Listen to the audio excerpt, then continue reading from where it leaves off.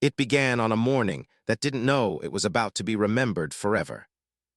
The sun rose over the broken edges of the world, its light fractured by the silver scars that hung in the clouds, remnants of ships that had come from the stars.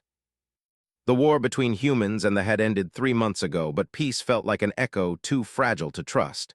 The cities were quiet now, their towers cracked, their streets empty of laughter. Yet in that silence, one human soldier still walked with purpose. His name was Elias. He wore no armor now, only a faded jacket and a necklace made from a fragment of his old. To most, he was just another survivor, but to the new world, he was something rare. A human who refused to stop believing in peace. When the last ship landed on Earth's neutral plain for the Treaty of Rebirth, Elias volunteered to be one of the few human escorts. No one else wanted to stand near the species that had once threatened their extinction. But Elias didn't flinch. He said, "Someone has to start with trust." And then she arrived. The ramp of the alien vessel lowered like a gleaming blade, and from its light stepped a figure that made even the wind forget to move. Her name was Princess of, heir to the radiant world that humans once feared would burn their skis. Her silver-blue skin shimmered softly, her white eyes deep as moonlit oceans.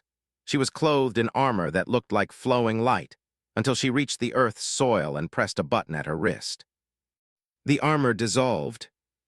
Gasps followed from both sides, a princess unarmored in front of former enemies. She stood bare of all defense in a simple robe of pale fabric that moved like mist. And in that fragile gesture, something inside Elias shifted. She had come not as a conqueror, but as someone who wanted to be understood. When their eyes met, the moment stretched between them, too long for politics, too human for history. Spoke first, her voice a soft current through the translator pinned to her chest. "Your world smells of rain. I thought it would smell of smoke." Elias smiled faintly. "It used to. We're learning to breathe again."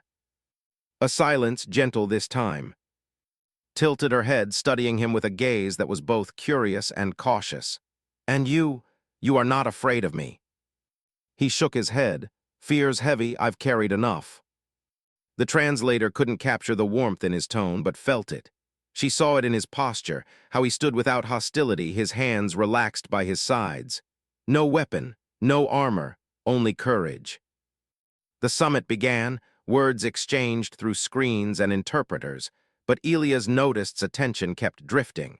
Out the window, to the horizon, to the sound of children playing somewhere beyond the walls. It was as if she longed for something simpler than diplomacy. Later that night, when the talks paused for rest, Elias found her standing alone by a broken fountain in the courtyard. Moonlight poured down like mercy. She traced a finger along the cracked marble and whispered almost to herself, "Your world heals with such quiet strength." He stepped closer, unsure if he should speak, but the words came anyway, maybe because it knows shouting never fixed anything. Turned to him, the corners of her lips lifting, an almost smile. "Then perhaps we could learn from you." That was when the stars above them flickered, as if the universe had leaned in to listen. Neither of them knew that this single conversation, soft, hesitant, unguarded, would change not only the peace between their worlds, but the definition of courage itself. For that night, armor fell away, not just from metal or flesh, but from the hearts of two beings who were never meant to understand each other, yet somehow already did. The second day of the summit dawned beneath a gray, whispering sky. Rain gathered at the edges of the clouds, hesitating, just like the delegates inside the Great Hall. Every sentence spoken by generals and ambassadors was wrapped in caution, smoothed by fear. Elias stood at his post by the glass wall, his breath fogging faintly in the cold air. He wasn't supposed to speak, only to stand. Yet his mind wandered to the woman who had arrived from the stars and stood unarmored before strangers. He couldn't forget the calm steadiness of her gaze, nor the way she'd said, "We could learn from you," as if she truly believed it. Sat across the table from Earth's representatives, her posture regal but her expression distant. The alien translator on her chest blinked softly with every word, but her eyes betrayed her distraction. She was studying the room, the carved wooden ceiling, the flickering lights, the faint smell of rust and coffee. These were things she'd never known in the marble perfection of her. When the negotiations broke for the midday recess, Elias saw her rise quietly and leave through the back door leading to the garden courtyard. His duty demanded he stay in the hall, but his heart, somehow heavier today, urged him otherwise. Moments later, he followed. Stood under an old tree, its bark peeling in delicate strips, its branches trembling in the rising wind. Rain had begun to fall, soft and uncertain. She reached out, catching a drop on her fingertip, watching it shimmer against her alien skin. "Your world weeps beautifully," she said without turning, her voice light but filled with thought. Elias smiled faintly. "That's rain, we call it healing water." "On rain is fire," she murmured.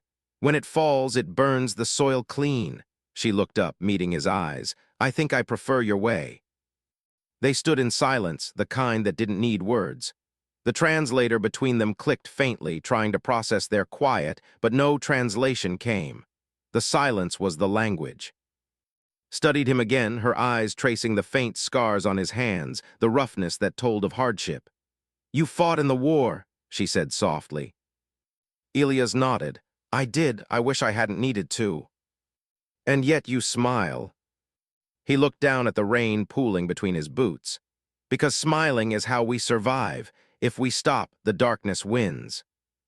That answer lingered in her mind like a melody. She thought of her own people, of how they hid behind logic and perfection, how emotion was seen as weakness. Yet here was a being who carried pain like a lantern instead of a chain. "On my world," confessed, "we are taught that emotion clouds judgment. But you," she hesitated, almost uncertain, "you make it seem like emotion reveals truth." Elias met her gaze, his expression open. "Maybe truth doesn't need to be perfect to matter." A soft breath escaped her lips, half sigh, half laugh. "Your kind confuses me." He chuckled gently. "We confuse ourselves too." For a brief, fleeting moment, allowed herself to simply feel. The rain brushed against her skin, cool and harmless. The human beside her didn't feel like a soldier or an enemy. He felt like a heartbeat she could almost understand. When thunder rolled in the distance, Elias shrugged off his jacket and held it out to her. "You'll get cold." She blinked, startled. "But it will make you cold." "That's fine," he said, smiling. "Humans are built for weathering storms." Her fingers touched the fabric, then froze. She wasn't used to warmth, not this kind. The gesture was small, yet it cracked something deep inside her, the belief that strength was the absence of feeling. As they stood together beneath the trembling sky, the rain thickened. The courtyard shimmered like glass, their reflections rippling side by side. Somewhere behind the clouds, the stars waited. Looked up once more and whispered, "Maybe that's what courage really is, taking off your armor and standing in the rain." Elias' voice was quiet, but it carried weight. "Then we both did that today." And though neither of them said another word, the silence that followed said everything that mattered. That night the stars returned to the sky like a promise that had almost been forgotten. The summit hall stood silent, its tall windows reflecting the faint silver glow of the moons. Most of the delegates had retreated to their quarters, their words exhausted and their patience thin. But one human still lingered in the corridor outside the meeting chamber, Elias. He should have been asleep. His shift had ended hours ago, but his mind refused to rest. Every time he closed his eyes, he saw her, Princess, standing in the rain with his jacket wrapped around her shoulders, eyes wide in wonder as thunder rolled above them. It wasn't admiration he felt. It wasn't even curiosity. It was something deeper, something that terrified him because it didn't make sense. He leaned against the window frame, staring at the alien ship resting in the distance like a sleeping beast. "What am I doing?" he wondered. "She's a princess, an envoy, and I'm just a soldier who ran out of wars." Couldn't sleep either. Elias turned, was there walking down the quiet hall barefoot, her hair white as frost, falling loosely past her shoulders. Without the translator's blinking light, her voice was softer, almost musical. He straightened. "Didn't think you'd wander the halls alone, Princess." She corrected gently. "Titles are heavy. I wanted to walk without their weight for a while." Her words made him smile despite himself. "Then, what brings you here?" I wanted to understand, she said, coming to stand beside him at the window. Your people, they break, and still they stand. On my world, breaking is forbidden. We do not speak of loss, we erase it. She turned toward him, her silver eyes glimmering. But when I look at you, I see someone who remembers. Elias looked away, his jaw tightening slightly. Remembering hurts. And yet you still do it. He took a slow breath, the glass cool beneath his palm. Because forgetting hurts worse. A silence followed, soft, deliberate. Studied him the way one might study a fragile miracle. There was no armor here, no language of diplomacy, only the rhythm of two hearts learning the same silence. You carry so much, she whispered, and yet you choose kindness. He met her eyes again, and this time his voice came from somewhere deep within. Kindness is the only thing the war couldn't destroy. Her expression softened, the faintest tremor of emotion breaking through her poised calm. We would have called that weakness. Elias gave a small, sad laugh. Then maybe weakness is what makes us human. She turned to the window, her reflection beside his in the glass. Or maybe, she said quietly, it's what makes you beautiful. Those words hit him harder than she knew. He looked at her, not as an alien princess, not as an envoy, but as someone who saw him. And in her reflection, he saw something too, loneliness masked by duty, courage disguised as calm. She wasn't made of light or perfection. She was made of the same ache that lived in every soul that had ever wanted to belong. A distant chime echoed through the hall, signaling midnight. Looked down at her bare feet, a faint smile curving her lips. It's strange. On my planet, I was taught that humans are dangerous. But you... She paused, searching for the right words you make danger sound gentle. Elias chuckled softly. That's a new one, never been called gentle danger before. Her laugh joined his, quiet but bright enough to echo through the still air. Then she said, perhaps peace doesn't begin with treaties. Perhaps it begins with understanding a single heartbeat. He nodded slowly, and maybe the rest follow. Outside, lightning flashed across the horizon. Not in anger this time, but like the sky was smiling. For a long while, they stood together, saying nothing more. Words would have only lessened the moment. In that shared silence, the distance between human and shrank. Not because of politics, not because of negotiation, but because one heart dared to listen to another. And somewhere deep within her chest realized something she had never felt before. Not fear, not duty, but a quiet, trembling awe. For the first time, she understood what it meant for someone to steal your breath away, without taking anything from you at all. Morning crept softly across the compound, spilling through the glass corridors like gold dust on steel. The summit's final day had arrived, a day meant for signatures, speeches, and the long-awaited sealing of peace. Yet for Elias, and it felt like something else entirely. She had not slept. Her thoughts had circled endlessly, each orbit returning to the same impossible point. The human who smiled at pain as if it were sunlight, who spoke with warmth instead of armor. Elias had become the riddle she couldn't stop solving because every answer led her to another question. Why does he make me feel this? When she entered the grand hall that morning, she found him already there, checking the human delegation systems. His uniform was simple, his movements precise, but his expression, when he saw her, was a fraction softer than the day before. "Good morning," he said. "Good morning," she replied, and it almost sounded human. As officials took their seats, the translator hum filled the air again. Speeches began measured, polished, diplomatic, yet barely heard them. Her attention kept drifting toward Elias, who stood by the window once more, light falling over his shoulder like a halo of warmth. Every time he shifted, the faint gleam of the necklace fragment at his throat caught her eye. Finally, when the crowd rose for a brief intermission, she crossed the room toward him. "That piece you wear," she said softly, "it looks like part of a..."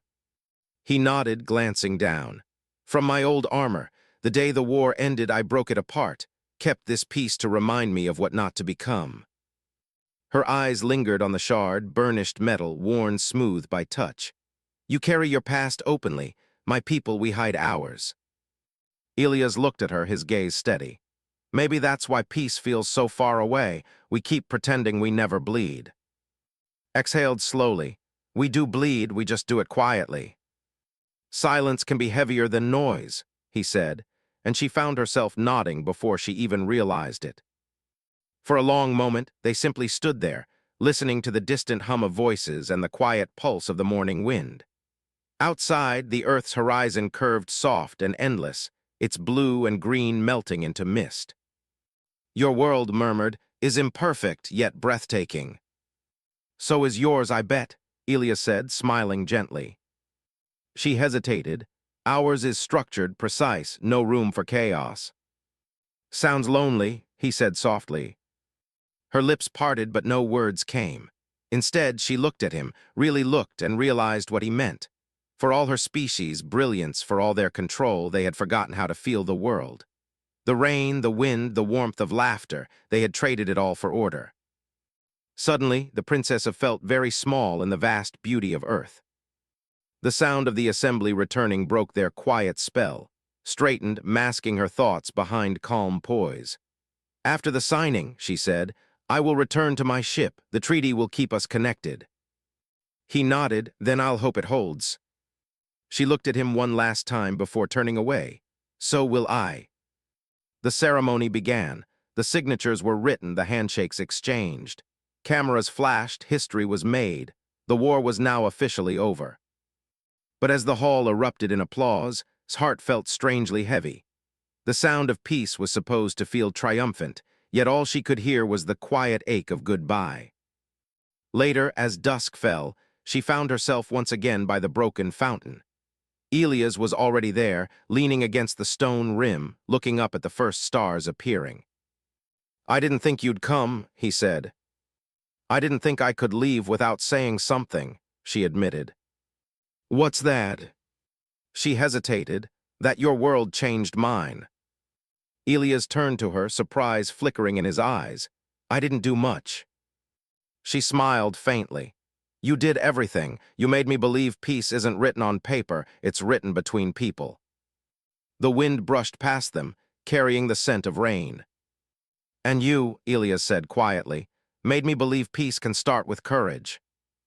They stood close now, not as soldier and princess, not as human and alien, but as two souls beneath the same sky, realizing that connection needed no translation.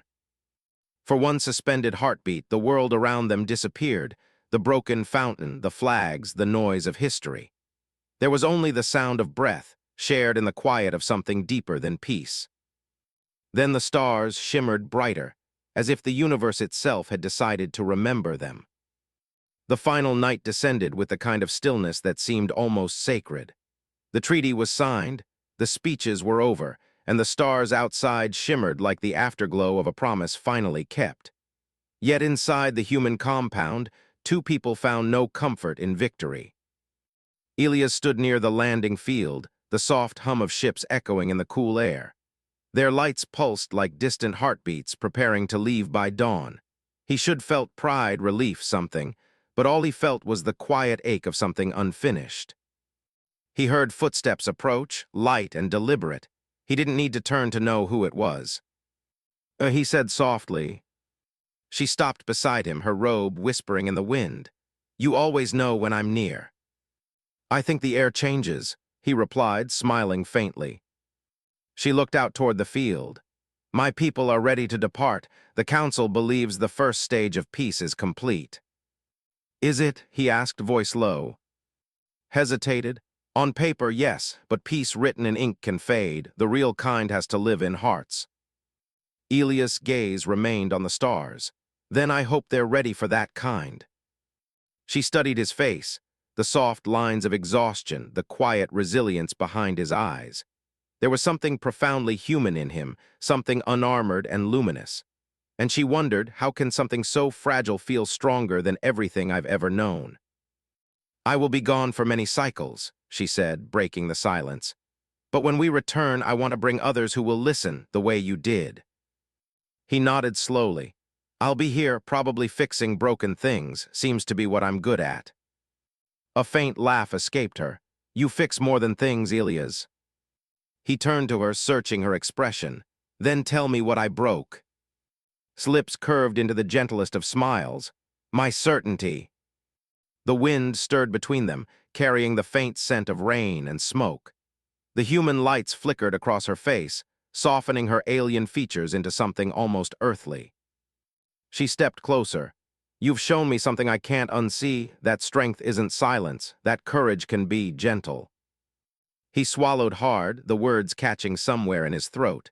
"And you showed me something too." "What's that?" "That sometimes it's not the war that changes you. It's who you meet when it ends." Their eyes met, steady, unguarded, and unbearably honest.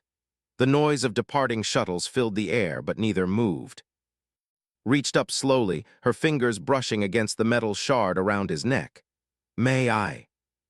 He nodded. She unfastened the chain and held the fragment in her palm. For a long second she studied it, the remnant of battle, a symbol of what he once carried as protection. Then, closing her hand around it, she whispered, "On, we forge new beginnings from old armor. It would be an honor to carry this piece with me." Elias smiled faintly. "Then it's yours. Maybe it'll remind you that even when everything breaks, something human remains." Her fingers trembled slightly as she fastened the shard onto her own wristband. It shimmered briefly in the alien light, as though accepting its new home. "You humans," she murmured, "always find a way to give away the last piece of yourselves." He looked at her, the corner of his mouth lifting. "Maybe that's how we stay whole."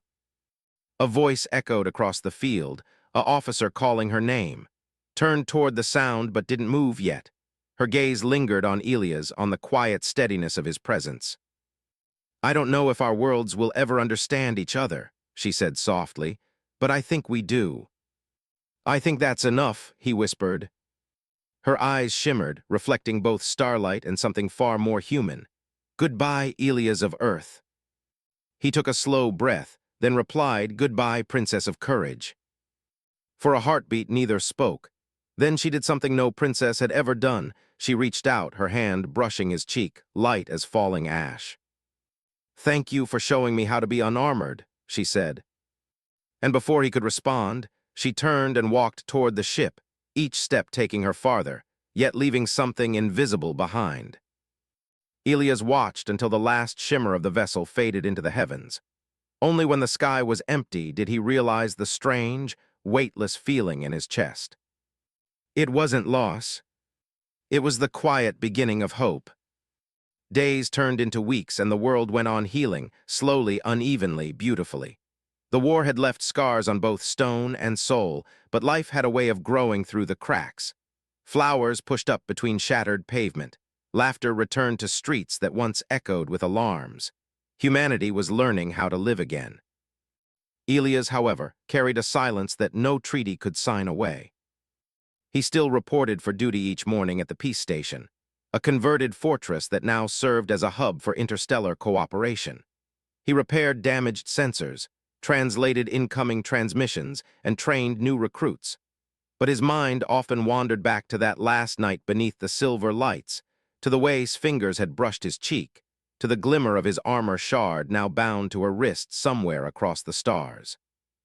Sometimes, late at night, he found himself standing in the same courtyard where they'd once talked beneath the rain. The fountain had been restored, its marble gleaming, its water singing softly in the quiet. But no matter how beautiful it became, it always felt emptier without her standing beside it. He told himself it was just memory, nothing more.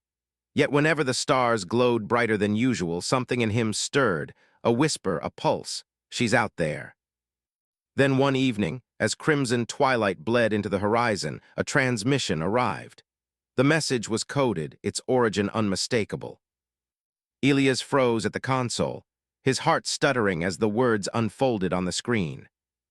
"To Elias of Earth. The stars remember your courage. The peace you gave me has not dimmed. It shines still, a reminder of what cannot be erased.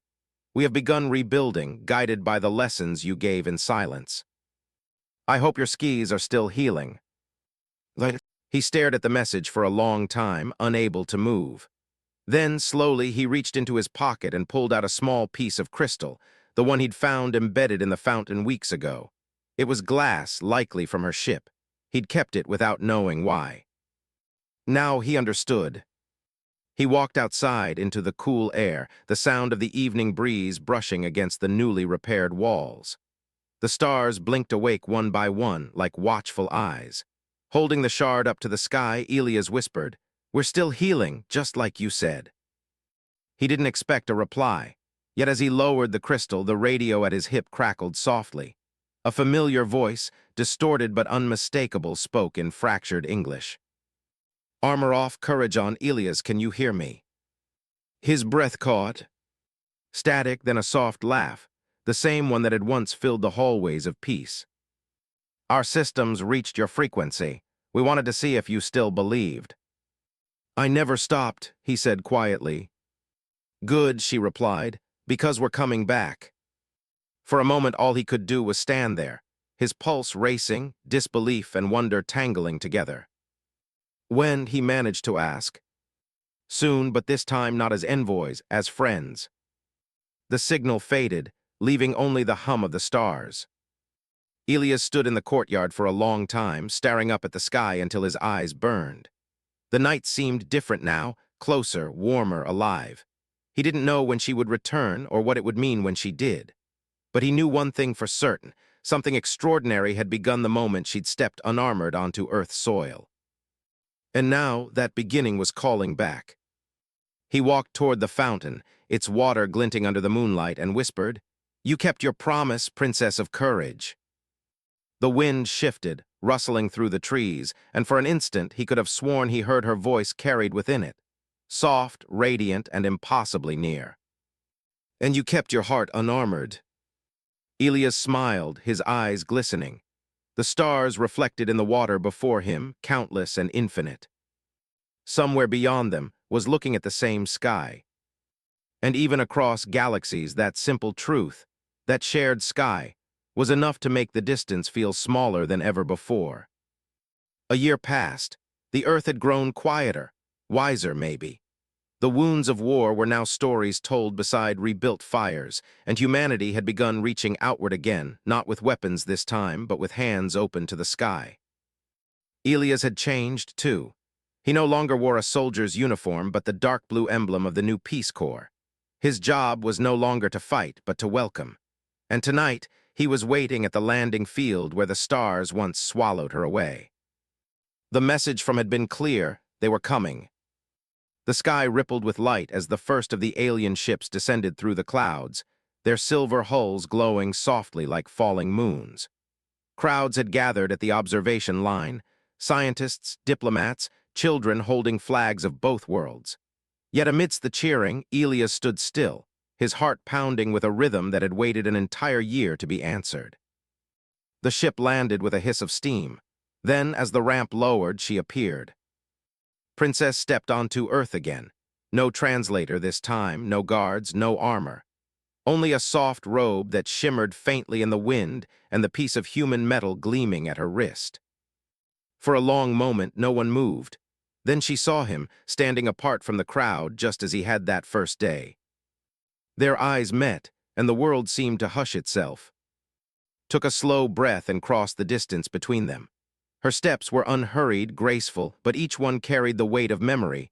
The rain, the laughter, the silence beneath the stars. When she finally stood before him, she smiled, tenderly, fearlessly. "You waited." He returned her smile. "You came back."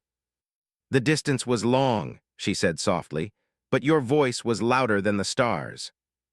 Elias' chest tightened. "You found a way to listen." "I had to," said. "You taught me what silence really means." He laughed under his breath, his eyes shining. "And what's that?" "That sometimes silence is just love learning to speak." Those words hung between them, fragile and breathtaking. Around them, the two species mingled, handshakes, cautious smiles, translations exchanged. But none of it seemed to matter. The universe could have collapsed, and neither of them would have noticed. Elias took a slow step closer. "So, Princess of Courage, what now?"